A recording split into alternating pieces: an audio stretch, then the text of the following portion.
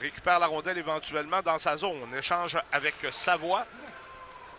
Longue remise à la ligne bleue. Au gaucher était caché derrière la défensive et sur l'échappée.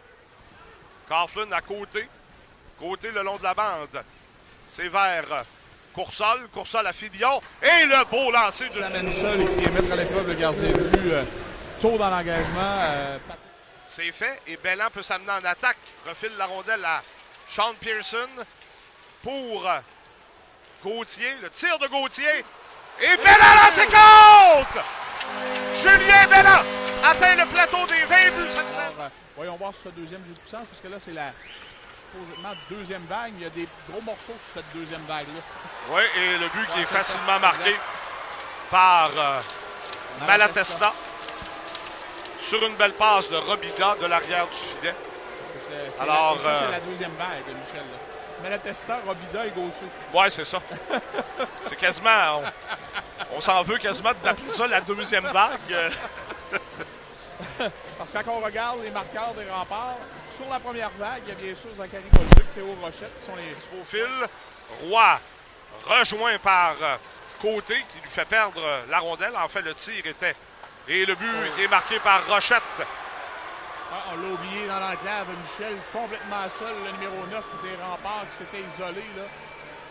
Et on l'a repéré du côté des remparts pour l'alimenter et l'avait capucé dans un filet abandonné par Patrick Amerla qui n'a eu aucune chance sur la séquence de faire le mouvement.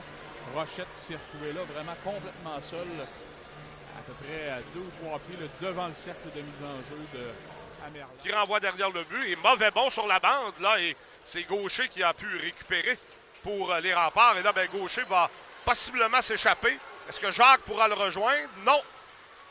Mais bel arrêt de Patrick Amerla. Dans la zone des locaux qui ne peut apporter de changement. Patrick Roy, lui, il va d'un changement partiel, c'est-à-dire qu'il est très vive. Aucune chance pour Véro là, de faire dévier. Belland garde le disque en zone adverse. Ça passe à Gaudio qui tente de soulever la rondelle et Véro lancé contre! Lucas Véro.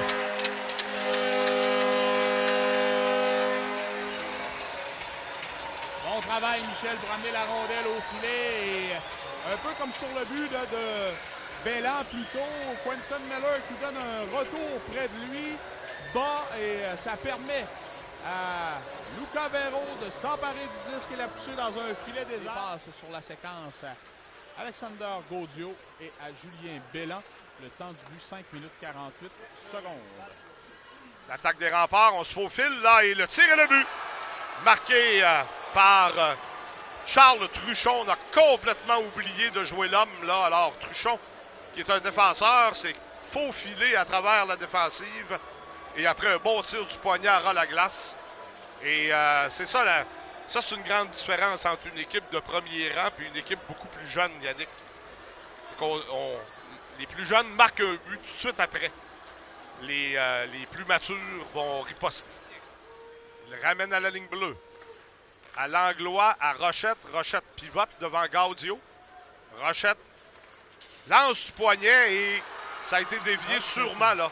On a entendu le bruit sur le bâton. Amerla n'avait aucune chance. Je pense que c'est Cooper qui a fait dévier, là, mais clairement, le disque a été touché juste avant d'atteindre le gardien de l'Océanique. Et on a tenu le coup in extremis à 5 contre 3, mais les remparts deviennent donc 2 en 4. Oui. Alors, c'est ça. C'est 50%. C'est si vous prenez 4 pénalités. Hein? Deuxième période. Et là, ben, ce sera l'attaque en surnombre. Rochette qui se défait de Véro. S'approche, lance et compte.